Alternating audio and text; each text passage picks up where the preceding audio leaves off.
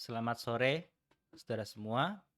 Kita akan melanjutkan renungan kita dari 2 Samuel. Nah, saudara sekalian, kalau 2 minggu lalu itu Kak Ila membawakan tentang dari 2 Samuel pasal ketiga, dan tadi Bu Elizabeth membawakan dari 2 Samuel pasal keempat. Hari ini saya mau melanjutkan dengan 2 Samuel pasal kelima. Ya, 2 Samuel pasal kelima ayat pertama sampai ke-16 setidaknya.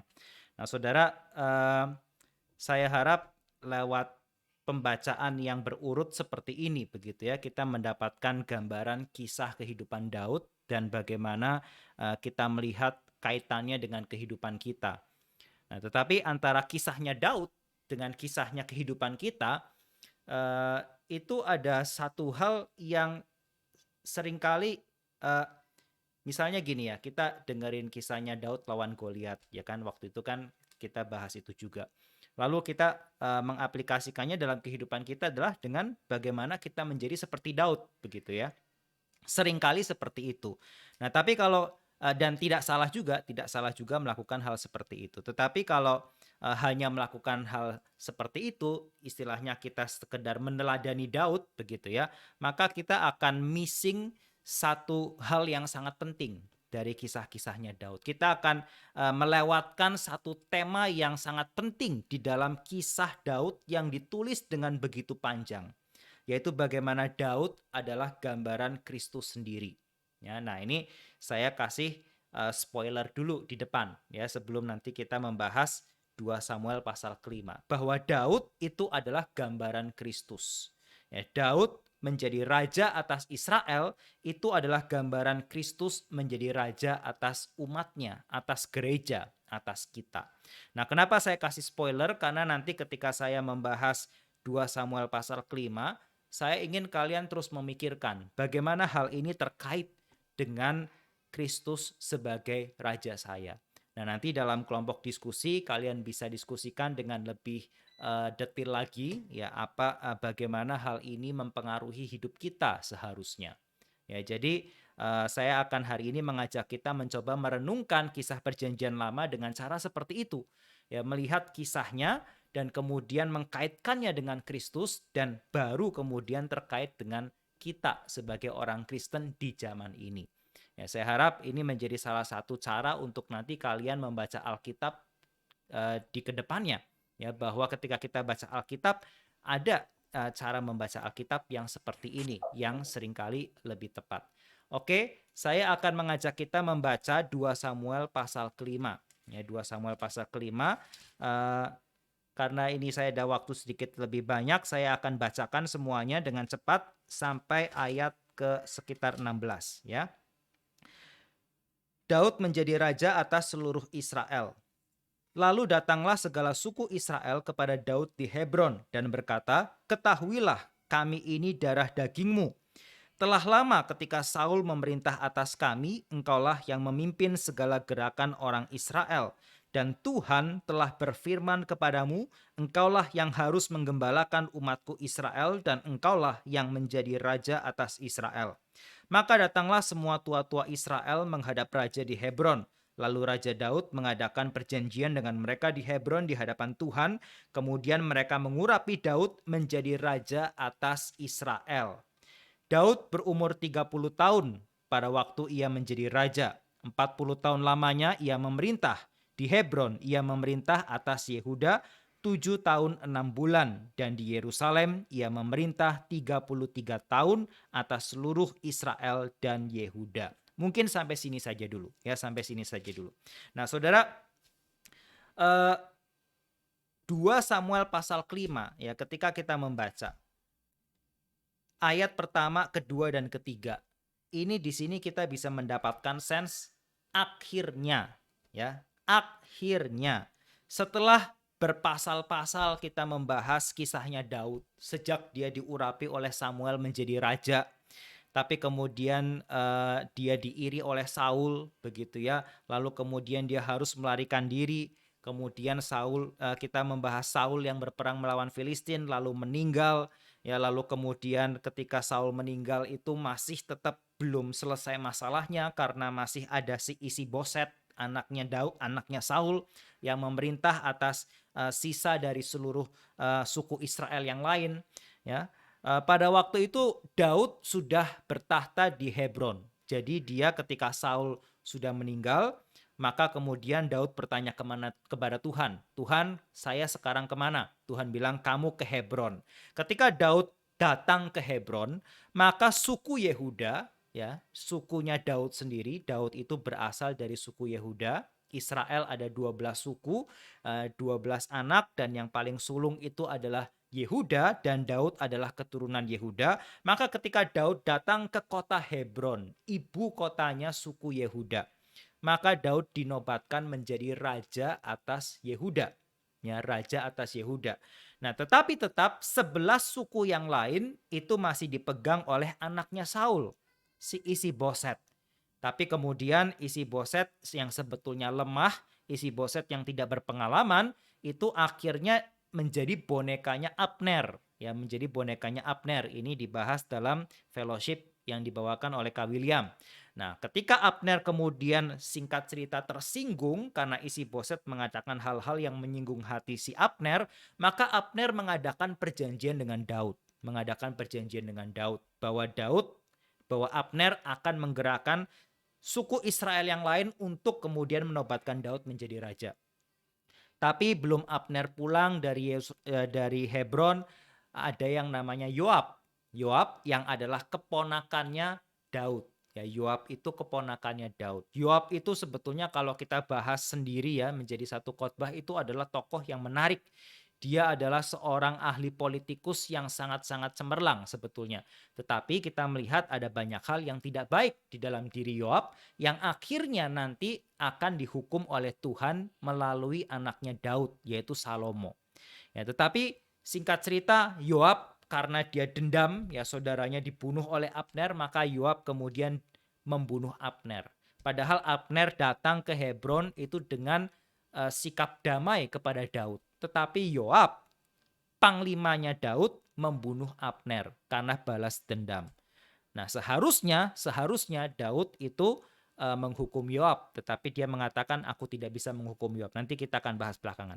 Nah, tapi singkat cerita, ketika Abner mati, dikisahkan Isi-Boset. Nah, ini 2 Samuel pasal keempat yang sebetulnya tadi dibahas oleh Bu Elizabeth, tetapi karena keterbatasan waktu mungkin jadi tidak diceritakan ceritanya. Tapi ceritanya adalah Isi-Boset yang memegang suku-suku Israel yang lain, waktu dengar Abner mati di Hebron, dia semakin takut.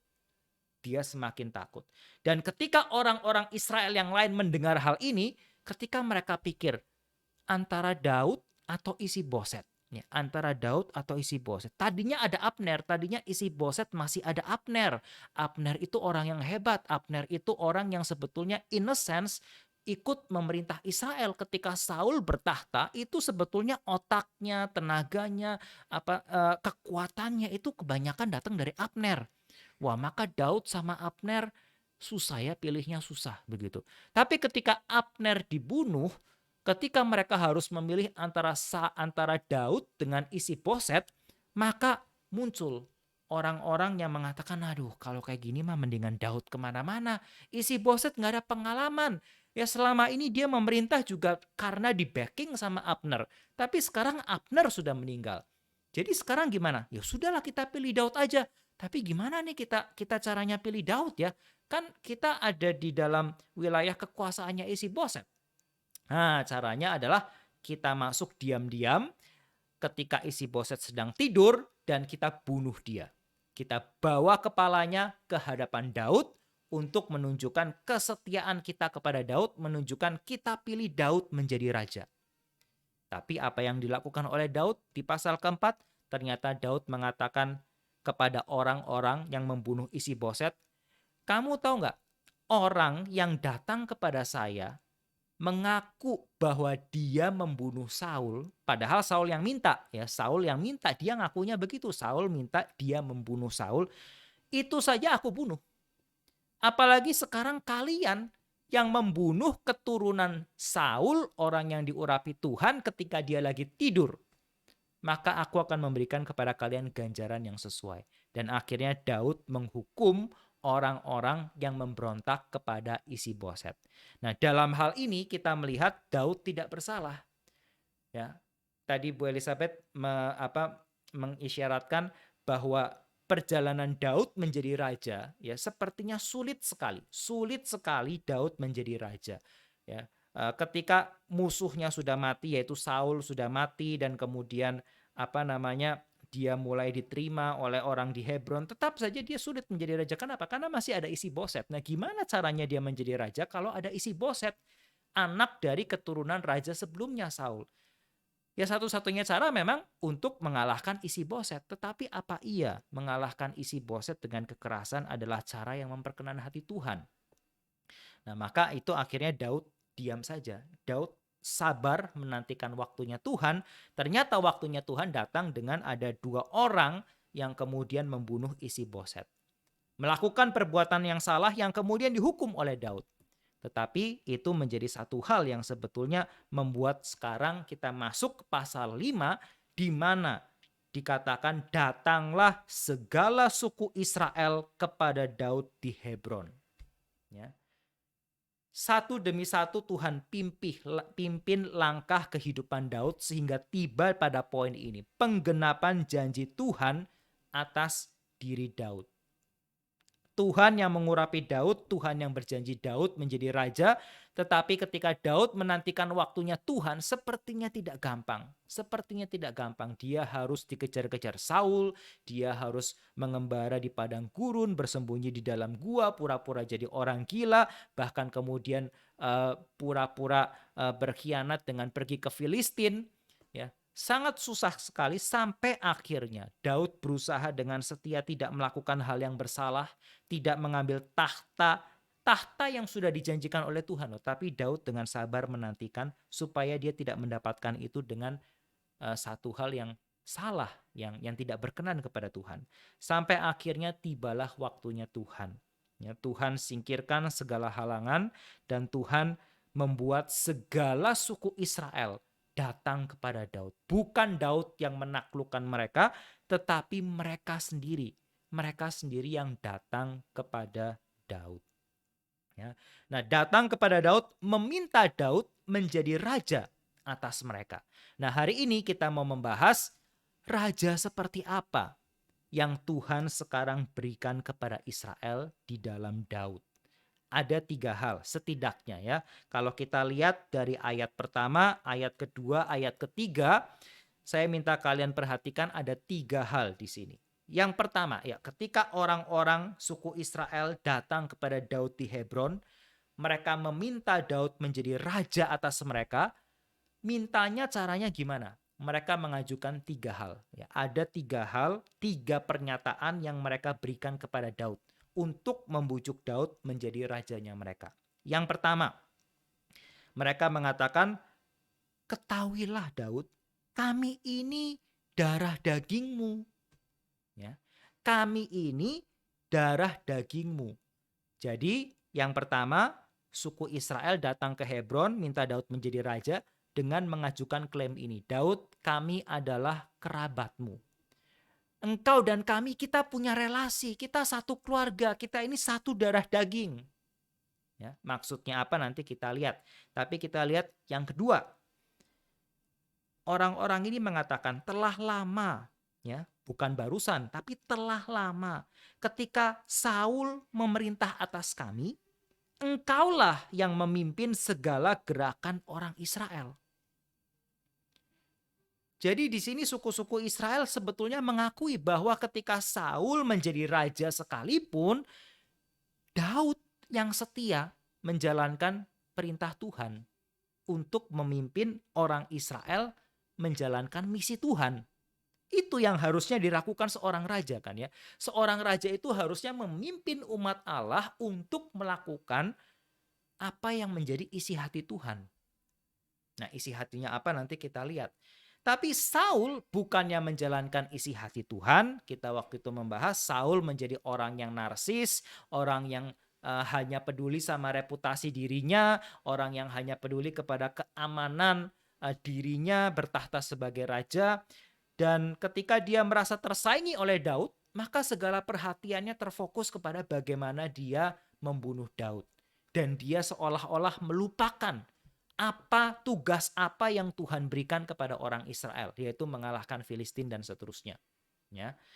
Nah, yang ketiga, alasan ketiga. Jadi alasan pertama, Daud, kamu adalah kerabat kami. Ya, jadilah raja atas kami karena kamu punya relasi kerabat keluarga. Yang kedua, ya selama ini kamu sudah memimpin seluruh gerakan Israel. Selama ini kamu sudah bertindak sebagai raja pemimpin kami. Yang ketiga, ya, maka datanglah ayat ketiga ya, semua tua-tua Israel menghadap raja di Hebron. Mana ya? Oh enggak, ayat 2b. Ayat 2b. Selain itu Daud, Tuhan telah berfirman kepadamu, engkaulah yang harus menggembalakan umatku Israel. Dan engkaulah yang menjadi raja atas Israel. Jadi orang-orang ini datang kepada Daud di Hebron mengatakan kami punya relasi keluarga dengan kamu dan selama ini kamu sudah memimpin kami. Tapi Daud, yang paling penting yang kamu harus ingat adalah Tuhan sendiri loh yang sudah berfirman kepada kamu. Tuhan sudah berfirman kepada kamu bahwa kamu yang memang harusnya memimpin, menggembalakan umat Israel, umatnya Allah. Jadi Daud, harusnya kamu yang menjadi raja atas kami. Ya. Dan ini menjadi momen yang akhirnya di mana nubuatan Samuel, janji Tuhan ketika Daud diurapi itu tergenapi. Seluruh suku Israel datang kepada Daud, mengharapkan Daud untuk menjadi raja atas mereka. Nah, saudara, apa ya namanya ya? Bayangin ya, begitu ya. Karena mungkin tadi saya bilang ya bahwa ini nantinya menjadi gambaran Kristus dalam kehidupan kita menjadi raja atas kita, begitu. Tetapi buat orang zaman modern, seringkali punya raja itu adalah satu hal yang dianggap kenapa ya gue mesti punya raja? Bukankah enak kalau hidup ini nggak punya raja? Bukankah enak kalau hidup ini nggak punya tuan? Tapi bayangkan, bukan saja bayangkan gitu ya. Saudara nanti coba dalam diskusi kelompok, coba refleksikan bahwa kondisi kita sebagai manusia dalam dunia itu mirip dengan kondisi orang-orang suku-suku Israel yang sekarang terlantar. Tidak punya raja. Terlantar tidak punya raja. Suku-suku Israel yang telah kehilangan raja mereka. Saul, Isiboset. Ya. Dan mereka sadar sekarang satu-satunya harapan adalah ya datang kepada Daud, raja yang sejati, raja yang memang sudah ditetapkan oleh Tuhan, gitu. Dan ini yang mendorong mereka akhirnya harus mengaku, gitu ya. Di satu sisi mungkin kita bisa lihat mungkin ini semacam orang-orang suku Israel itu seperti menjilat ludah mereka sendiri, begitu ya. Tadinya mereka adalah sekelompok orang yang saya rasa bisa dibilang juga termasuk berarti menolak Daud. Seperti orang-orang di kota Kehila misalnya. Ya, ketika Daud sudah menyelamatkan mereka dari serangan musuh, tapi kemudian Saul mendengar Daud ada di kota Kehila, maka Saul mengejar Daud ke sana dan Daud bertanya kepada Tuhan, "Tuhan, apakah orang-orang di kota ini akan menyerahkan aku?" Tuhan bilang, "Ya, mereka akan menyerahkan kamu ke tangan Saul." Bayangkan, Daud sudah menolong mereka, tetapi mereka menyerahkan Daud ke tangan Saul. Karena mereka takut tentunya. Ya. Tetapi ya orang-orang seperti ini yang akhirnya sekarang datang dan dalam tanda kutip mengemis kepada Daud. Daud, jadi raja atas kami. Kalau kamu nggak jadi raja atas kami, siapa yang jadi raja atas kami? Dan kalau kami nggak punya raja, ya gimana nasib kami?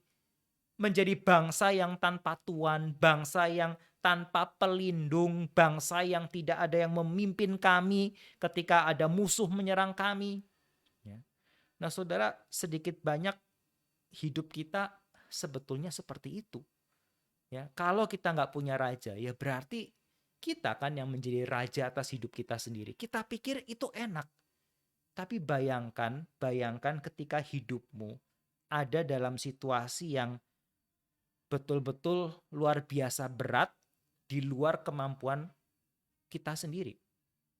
Bayangkan engkau hidupmu sedang mengalami satu terpaan ujian yang lebih besar, lebih berat, lebih sulit daripada kemampuan kamu sendiri. Kepada siapa kamu mau lari? Lebih besar, lebih sulit daripada kemampuan keluarga kamu, kemampuan teman-teman kamu, kemampuan semua orang yang kamu kenal.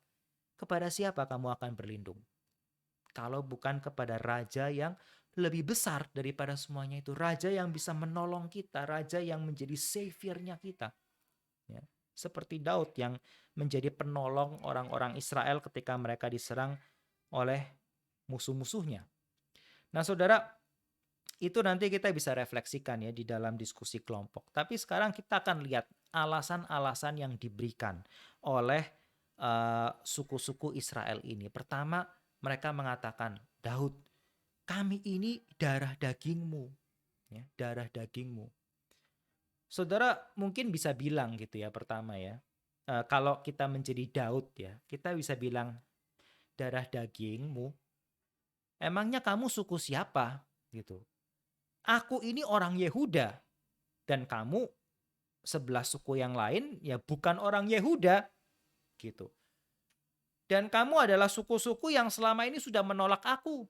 Ya, sebagian dari orang-orangmu bahkan mengejar-ngejar aku, lari sembunyi ke dalam gua ya, dan kemudian ada yang mau menjual aku, menyerahkan aku ke tangan Saul begitu. Sekarang kamu ngaku-ngaku kamu punya relasi keluarga dengan aku.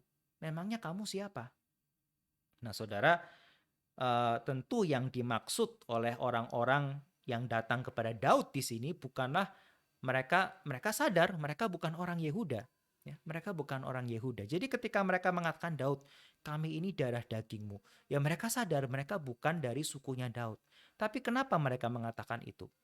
Karena mereka melihat bahwa suku Yehuda itu adalah bagian dari keluarga Israel. Israel atau Yakub ya, dulunya kan namanya Yakub, tapi kemudian nama Yakub itu diganti menjadi Israel oleh Tuhan.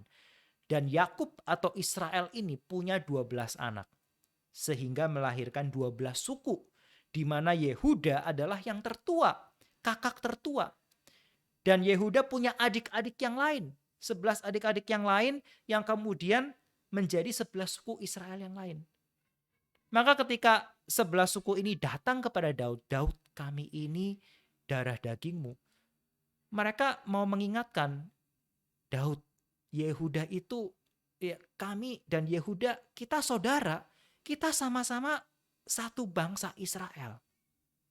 Bangsa yang sudah Tuhan pilih untuk menjadi miliknya. Bangsa yang Tuhan hadirkan di tengah-tengah dunia ini lewat perjanjian yang dia adakan dengan Abraham, Ishak, dan Yakub. Ya. Nah ini, bagaimana 11 suku yang lain itu menjadi darah dagingnya Daud yang adalah suku Yehuda? Ya mereka merujuk kepada ikatan covenant, ikatan perjanjian yang Allah berikan kepada mereka sebagai satu bangsa. Kenapa mereka menjadi satu kerabat? Punya satu relasi yang sehingga bisa dikatakan kita ini satu keluarga loh. Kenapa? Ya karena kepada satu bangsa inilah Tuhan memberikan perjanjiannya. Tuhan memberikan perjanjiannya bukan kepada Yehuda sendiri, bukan kepada suku yang lain, masing-masing sendiri-sendiri, tidak. Tapi Tuhan memberikan perjanjiannya, mengadakan perjanjiannya kepada 12 suku Israel. Satu keluarga. Satu bangsa yang Tuhan lahirkan lewat Abraham yang mandul, ya lewat Ishak dan lewat Yakub. Nah, saudara, ini poin yang pertama. Mereka mengatakan kami ini keluargamu. Kenapa? Karena mereka diikat oleh satu perjanjian dengan Tuhan. Nah, sekarang bagaimana dengan kita dan Kristus? Bagaimana dengan kita dan Kristus? Kristus kan Allah. Yesus itu kan pribadi kedua Allah Tritunggal. Emangnya kita bisa bilang Kita bisa datang kepada Kristus. Tuhan Yesus, jadilah raja atas kami. Kenapa? Karena kami adalah darah dagingmu. Ya, mungkin Yesus bisa bilang gitu ya, kamu darah daging saya, yakin? Kenapa kamu berani ngaku-ngaku kamu ini darah daging saya? Kamu nggak sadar saya ini Tuhan, saya ini Allah. Saudara, tapi kita bisa. Ya kita bisa. Tuhan nggak akan ngomong gitu ke kita. Ya, Tuhan nggak akan nyinyir gitu kepada kita. Dan kita bisa bilang kita ini darah daging. Kita ini keluarganya Yesus. Kenapa? Bukan karena kita lahir dalam bukan karena kita lahir dalam satu keluarga yang sama begitu ya. Bukan karena kita ini adalah Tuhan, tetapi karena Yesus adalah Tuhan yang kemudian adalah Allah yang memilih untuk menjadi sama dengan kita. Dia memilih untuk menjadi manusia. Dia memilih menjadi manusia yang lahir dari suku Israel yang adalah juga keturunan Daud, keturunan Yehuda. Menjadi suku yang tersulung. Dia adalah kakak sulung kita dengan cara dia turun ke dunia menjadi manusia. Maka mungkin kita nggak bisa ya, mungkin memang agak aneh gitu ya kalau kita datang kepada Yesus bilang Tuhan kami ini darah dagingmu. Enggak ya, agak aneh sih gitu memang. Tapi mungkin Yesus yang datang kepada kita dan mengatakan aku datang ke dunia untuk memiliki darah dan daging seperti engkau. Ya, untuk menjadi sama, menjadi satu dengan engkau. Dan itu yang membuat kita bisa mengatakan saya punya relasi dengan Tuhan satu keluarga. Dia menjadi kakak sulung saya, kakak sulung yang akan memimpin saya, melindungi saya, menjadi pemimpin dalam keluarga saya. Ya. Dan Kristus datang kepada kita gitu ya, dan mengatakan dan menjadi kakak sulung kita adalah ketika kita menerima perjanjian itu. Perjanjian yang sekarang bukan saja diberikan kepada orang Israel, bangsa Israel, tetapi perjanjian yang sekarang Tuhan buka seluas-luasnya kepada seluruh bangsa di bumi. The new covenant, perjanjian yang baru. Kalau perjanjian lama, ya perjanjian lama, perjanjian baru. Kalau perjanjian lama itu hanya diberikan kepada orang Israel, maka perjanjian yang baru di dalam Kristus, Tuhan memberikan itu kepada suku-suku Gentile, kepada orang-orang Gentile, termasuk kepada orang Indonesia, termasuk kepada setiap dari kita. Satu-satunya syarat untuk kita menerima perjanjian itu adalah ketika kita percaya kepada Kristus. Ketika kita percaya kepada Kristus, maka Kristus menjadi kakak sulung kita. Dan kita bisa bilang, kami ini darah dagingmu, jadilah raja atas kami. Ya. Yang kedua, ketika orang-orang ini datang ke Hebron, kepada Daud di Hebron, mereka mengatakan, telah lama ketika Saul memerintah atas kami, engkaulah yang memimpin segala gerakan orang Israel. Ya, ini mengingatkan kepada kita bahwa Daud itu adalah orang yang setia. Dalam keadaan apapun, dia orang yang setia menjalankan panggilan Tuhan. Dia orang yang setia menjalankan panggilan Tuhan atas hidupnya dalam keadaan apapun. Dalam keadaan dia berhasil mengalahkan Goliat dan disanjung-sanjung oleh seluruh bangsa Israel. Dalam keadaan dia menjadi panglimanya Saul, menantunya raja. Dalam keadaan dia menjadi sahabat baiknya Yonatan. Tapi juga dalam keadaan di mana dia dikhianati oleh rajanya sendiri. Dalam keadaan di mana dia sedang menjadi buronan, dikejar-kejar, ditolak oleh bangsanya sendiri, dikhianati oleh bangsanya sendiri, dia tetap setia. Bahkan ketika dia bersembunyi di Gua Adulam, dia memimpin 400 orang untuk apa? Untuk belajar mengerti kehendak Tuhan. Ya. Ingat ya, ketika di Gua Adulam 400 orang datang kepada dia, Daud memimpin mereka untuk bukan menjadi orang-orang yang menjadi barisan sakit hati, memberontak kepada Saul, tidak. Tapi menjadi orang-orang yang coba-coba sebelum kamu bertindak, pikir dulu apa kehendak Tuhan. Ya, dikatakan bagaimana dia berdiam di padang belantara, menantikan maksudnya Tuhan itu apa. Dan ketika seolah-olah diberikan kesempatan untuk dia membunuh Saul, maka ketika orang-orangnya bilang, sudah, itu Tuhan menyerahkan Saul ke tanganmu, Daud mengajak mereka berpikir, apa iya ini kehendak Tuhan? Ini bukan kehendak Tuhan, jangan kita lakukan.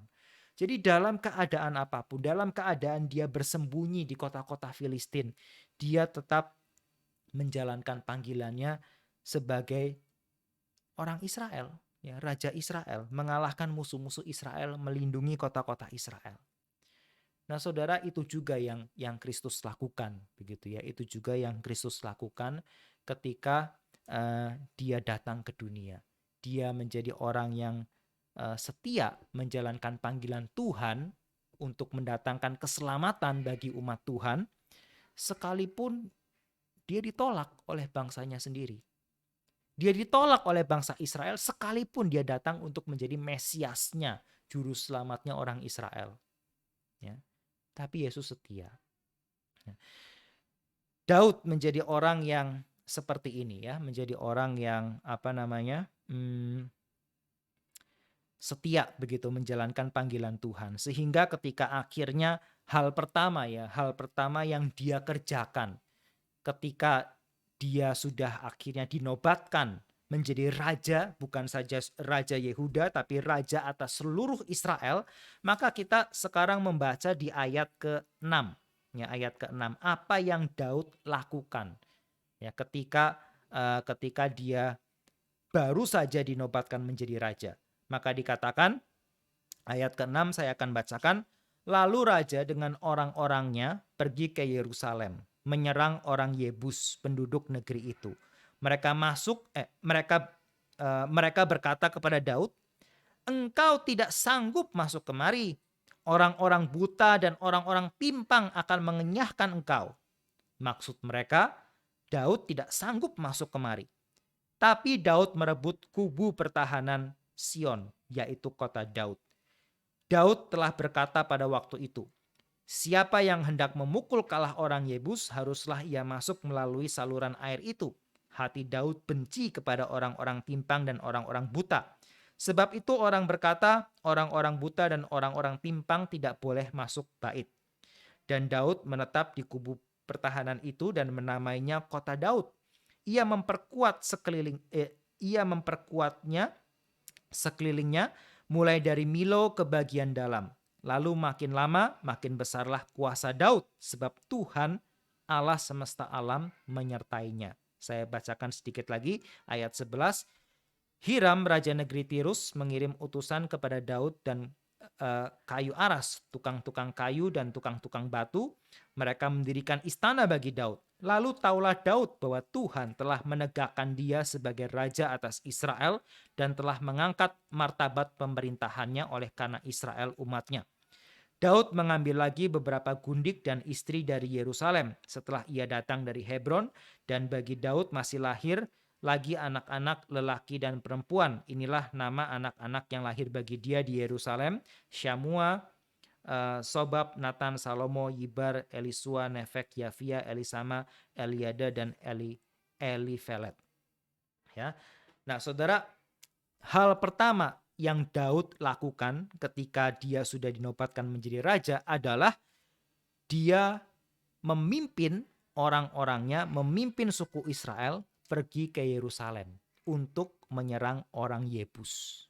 Nah, saudara, kenapa ini menjadi bagian yang penting? Kalau kita kembali lagi, ya, ketika orang Israel itu baru saja keluar dari Mesir, dipimpin oleh Musa, lalu dipimpin oleh Yosua, masuk ke dalam tanah Kanaan, itu adalah momen-momen di mana Tuhan berulang kali berjanji, begitu ya, bahwa Allah itu akan memberikan tanah perjanjian. Ya. Bahkan sebelum zamannya Yosua, sebelum zamannya Musa di kitab Keluaran, sudah dari kitab Kejadian. Kitab Kejadian pasal 15 ayat 18 sampai 21. Tuhan berjanji kepada Abraham. Abraham waktu itu masih belum punya anak. Dia masih belum bisa bayangkan bahwa nanti keturunannya jadi bangsa Israel yang seperti ini, yang begitu banyak. Ya. Jangankan pikir punya 12 suku, pikir satu anak saja nggak ada gitu ya, mandul istrinya. Tapi di Kejadian pasal ke-15 Tuhan berjanji ya. Pasal 15 ayat 18 kitab Kejadian saya bacakan ya.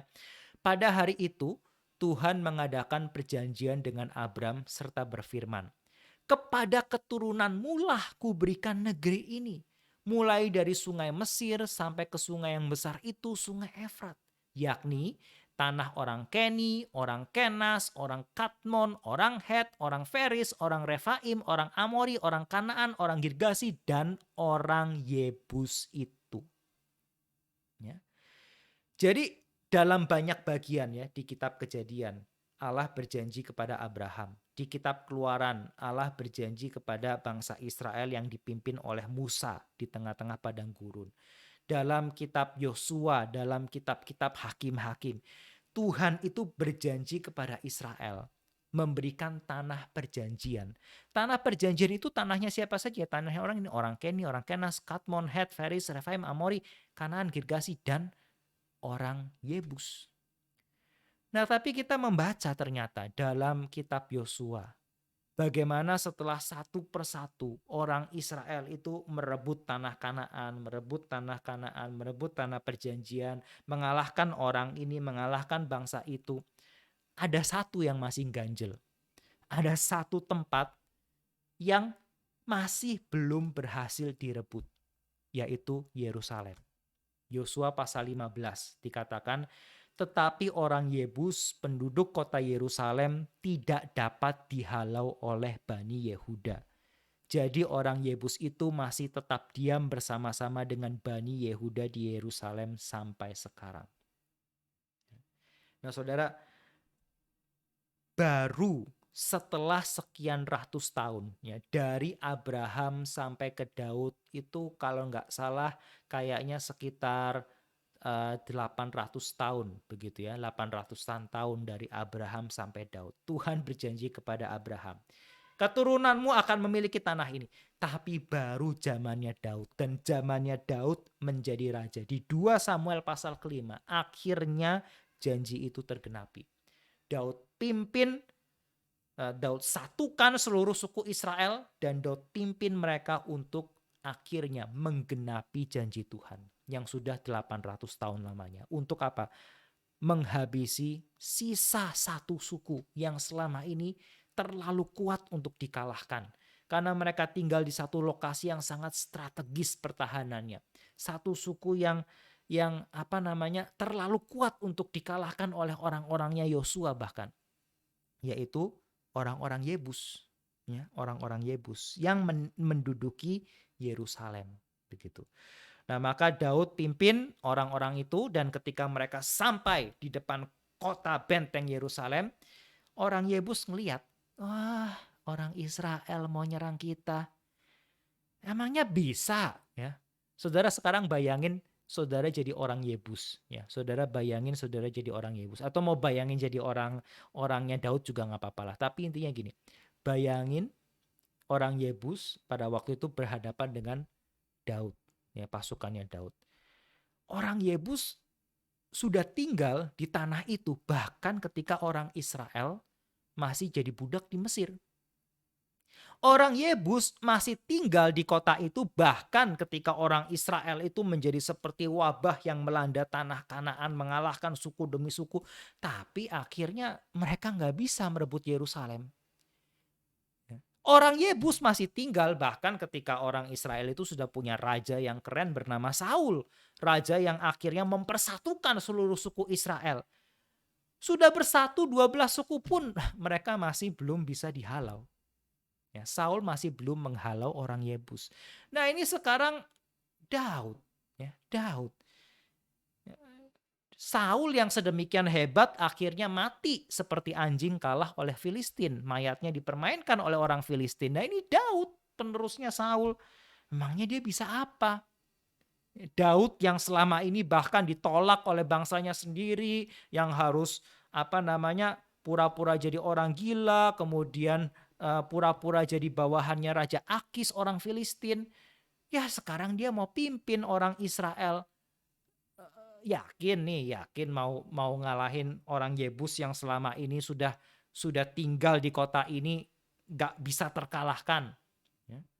Maka orang Yebus bilang kepada Daud, aduh Daud, kamu yakin mau masuk ke sini mau lawan kami? Udahlah, kamu nggak sanggup lah.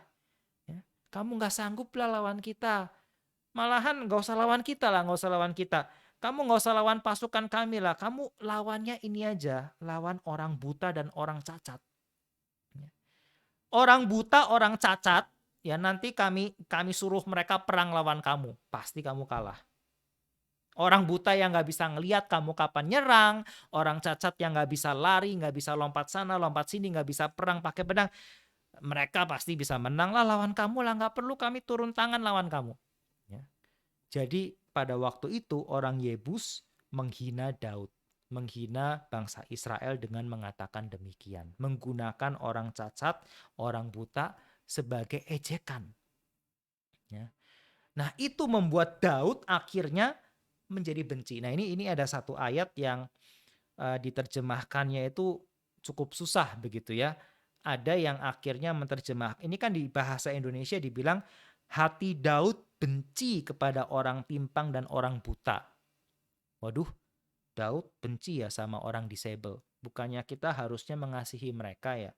Bukannya kita ini harusnya justru berbelas kasih, menunjukkan kasih yang lebih besar kepada mereka yang memang perlu dikasihi gitu. Tapi ayat ini gitu ya perlu kita baca dalam konteks itu tadi bahwa orang buta, orang cacat itu dipakai oleh orang Yebus untuk mengejek tentaranya Tuhan, orang Israel. Dan itu yang membuat Daud itu begitu marah. Dan ayat itu sebetulnya bisa juga diterjemahkan hati Daud benci kepada orang Yebus yang seperti timpang dan buta. Ya, orang Yebus tadi bilang, udahlah nggak usah lawan kami. Yang lawan kamu itu cukup orang-orang buta dan timpang saja. Nah, seolah-olah gitu di ayat ini menunjukkan Daud itu menganggap orang Yebus seperti orang buta dan orang timpang. Ya. Dan akhirnya memang Daud mengalahkan mereka begitu. Dan Daud menganggap mereka, oh kamu pakai ledekan itu ya sudah, kamu akan jadi orang buta dan orang timpang. Aku anggap kamu sebagai orang buta dan orang timpang. Kamulah orang buta dan orang timpang itu. Gitu ya, kira-kira. Nah, tapi tetap itu tidak menjelaskan ayat berikutnya yang mengatakan karena Daud benci kepada orang timpang dan orang buta, yaitu orang Yebus itu, maka orang berkata, orang buta dan orang timpang tidak boleh masuk ke dalam bait. Ya, kemungkinan bait Allah. Dan memang ini nanti menjadi peraturan di dalam zaman Israel kemudian ketika sudah punya bait Allah, orang buta, orang timpang, orang cacat itu tidak boleh masuk menginjakan kaki ke dalam bait Allah. Karena dianggap mencemari kekudusan Allah. Ya. Nah sekali lagi ini sepertinya harus dilihat dalam konteks itu tadi. Bahwa ketika orang Yebus mengucapkan kalimat orang buta, orang timpang itu dipakai untuk menghina nama Tuhan. Dan Daud marah kenapa? Marah kepada istilah orang buta, orang timpang karena apa? Ya karena itu dipakai untuk menghina nama Tuhan. Dan Daud tidak membiarkan ejekan hinaan itu akhirnya mencemari kekudusan Tuhan di bait suci. Daud menjaga kekudusan Allah dengan tidak membiarkan ejekan-ejekan orang kafir ini mencemari nama Tuhan. Tapi nanti kita lihat bahwa Mephiboset, anaknya Yonatan yang cacat, yang tadi Bu Elizabeth sempat bilang gitu ya, cacat karena pengasuhnya itu buru-buru lalu jatuh anaknya sehingga dia cacat. Nanti Daud menunjukkan belas kasihan yang sangat besar kepada dia. Mengizinkan Mephiboset yang cacat itu duduk makan bersama dengan dia. Ya maka pasti ayat ini nggak bisa dimengerti Daud itu dalam hati itu betul-betul benci sama orang buta, orang cacat itu nggak bisa dimengerti seperti itu juga karena Daud mengasihi Mephiboset yang cacat itu. Ya. Anyway, saudara sekalian, hal ini menunjukkan begitu ya bagaimana poin ketiga tadi bahwa sekalipun akhirnya janji Tuhan itu digenapi setelah 800 tahun. Ya, janji Tuhan kepada Abraham digenapi setelah 800 tahun. Pada akhirnya ya digenapi gitu. Janji Tuhan kepada Daud ketika dia diurapi menjadi raja. Daud harus tunggu puluhan tahun. Ya akhirnya digenapi. Tapi itu nggak sebanding. Kalau kita melihat balik ke belakang sampai janji Tuhan kepada Abraham 800 tahun. 800 tahun Abraham pun nggak ngelihat janji itu tergenapi. Tapi apa yang sudah Tuhan janjikan itu pasti tergenapi. Nah, apa yang bisa kita refleksikan di sini adalah bagaimana Kristus itu menjadi raja yang Tuhan Allah berikan kepada kita. Ya. Lewat janjinya, lewat rencana kekalnya. Dan ketika Kristus menjadi raja kita, maka dia akan menjadi raja yang akan mendatangkan kemenangan yang pasti. Ya. Kepastian janji Allah. Itu yang yang mungkin kita bisa pelajari di poin ketiga ini. Ya, ketika orang-orang datang kepada Daud begitu ya, engkaulah yang harus Tuhan telah berfirman, telah berjanji kepadamu, engkaulah yang harus menjadi raja atas Israel. Tuhan juga sudah berjanji, ya Tuhan bernubuat, Tuhan berfirman bahwa Kristus anaknya, dialah yang akan menerima nama di atas segala nama, dialah yang menjadi Tuhan di atas segala Tuhan, menjadi raja di atas segala raja. Sekalipun tidak mudah, sekalipun tidak instan, ya, sekalipun dia harus kemudian mati, disalib, dihina, dicaci maki, dipermalukan, ya, dia bangkit, dia naik ke surga. Sekalipun sekarang sudah ribuan tahun, banyak orang masih menghina namanya, banyak orang masih menghina Tuhan kita, Raja kita, tapi akan datang waktunya, suatu hari nanti, di mana setiap lutut harus bertelut, setiap lidah harus mengaku, dialah Tuhan, dialah Raja. Ya. Saudara, mungkin dalam hidup kita mengalami banyak banyak pengalaman yang membuat kita mempertanyakan, apa iya ya Tuhan itu Raja atas alam semesta? Apa iya sih Tuhan saya itu Tuhan yang berkuasa atas semua ini? Apa dia Tuhan yang cukup besar untuk mengalahkan semua ini, semua pergumulan yang saya hadapi? Ya. Jawabannya iya, dia cukup besar. Dan suatu hari dia akan kalahkan itu semua. Dia akan kalahkan segala kejahatan dalam dunia ini. Tapi sampai saat itu tiba, kita tidak tahu berapa ratus tahun, berapa ribu tahun lagi mungkin. Tapi itu adalah satu hal yang pasti akan tergenapi. Dikatakan dalam ada yang barusan masuk. Dikatakan dalam surat Ibrani pasal 12, kita menerima kerajaan yang tidak tergoncangkan. Kerajaan yang dipimpin oleh Kristus adalah kerajaan yang tidak tergoncangkan. Ya. Dan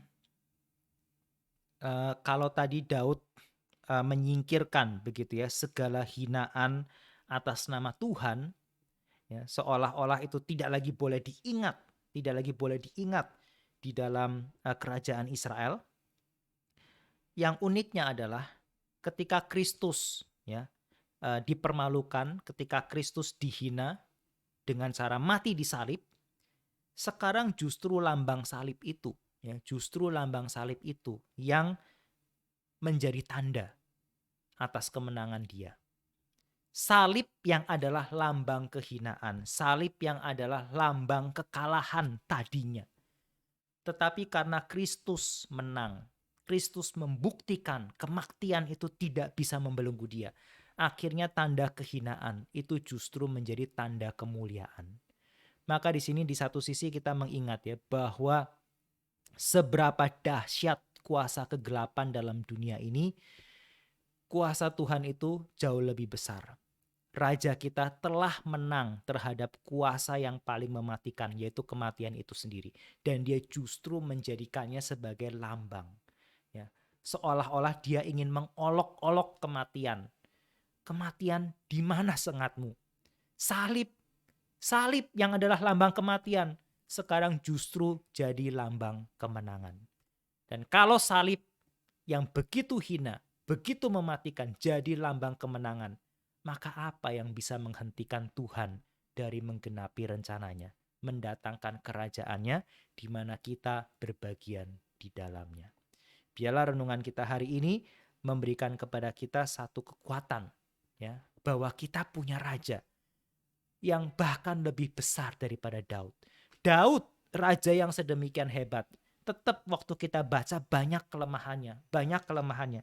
Tadi di bagian akhir saya sengaja baca gitu ya, bagaimana sekalipun Daud dikagumi oleh raja dari negeri Tirus, oleh Hiram dikirimkan upeti-upeti, tapi kita baca Daud mengambil gundik, mengambil istri, satu hal yang tidak mulia, ya, bukan satu hal yang baik. Dan kita membaca bagaimana Daud itu tidak menghukum Yoab. Kalau kita kilas balik ke pasal-pasal sebelumnya, di pasal ketiga ketika Yoab membunuh Abner, Daud tidak menghukum Yoab. Padahal di pasal keempat seolah-olah dia raja yang adil. Ya, ketika ada orang membunuh Isi-Boset, Daud membunuh orang itu atas nama keadilan. Nah, sekarang Abner dibunuh dengan tidak adil, tetapi Daud tidak menghukum Yoab. Entah karena Yoab adalah ponakannya sendiri atau kemungkinan karena Daud masih perlu Yoab. Nanti kita akan lihat dalam kisah-kisah berikutnya bagaimana Yoab itu memainkan peranan penting dalam pemerintahan Daud. Yoab itu seperti orang yang melakukan hal-hal yang memang suka menguntungkan Daud atau sesuai dengan keinginan hasrat kedagingan Daud. Dia orang yang sangat bisa membaca keinginan hati Daud dan kemudian mengabulkannya, gitu ya.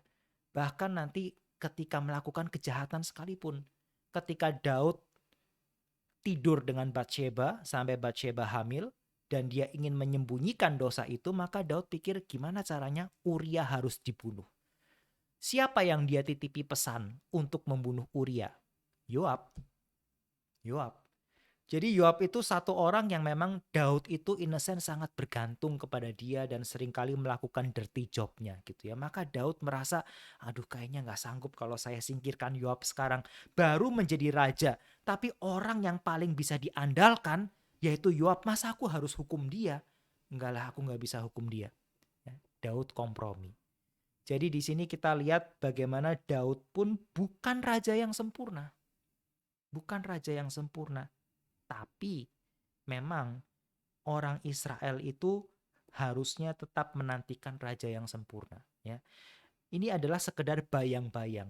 Dan memang Tuhan ingin supaya orang Israel itu menantikan anak Daud yang nantinya akan disebut anak Allah, yang nantinya akan bertahta dalam kerajaan yang kekal. Ya, kerajaannya akan tetap untuk selama-lamanya. Kerajaan siapa? Kerajaan anak Daud. Siapa anak Daud? Salomo. Pertama kayaknya Salomo, tapi ternyata bukan. Ternyata yang dimaksud anak Daud yang akan memerintah berkenan di hati Allah, yang akan menjadi anak Allah, yang kerajaannya akan tetap untuk selama-lamanya, itu adalah Kristus sendiri. Dan itu adalah Raja kita. Ya.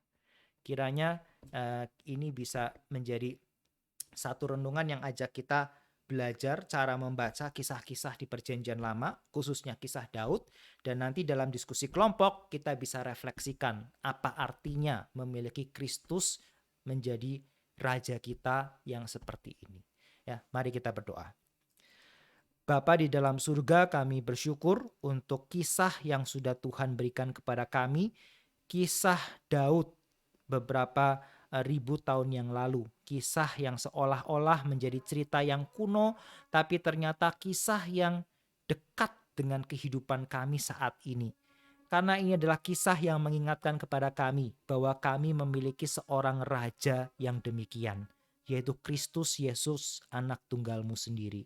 Ya Tuhan, tolong kami dalam diskusi nanti untuk lebih bisa menghargai what kind of king we have in Jesus. Sehingga dalam hidup ini kami lebih memiliki pengharapan, lebih memiliki rasa damai, lebih memiliki sukacita yang benar di hadapan Tuhan.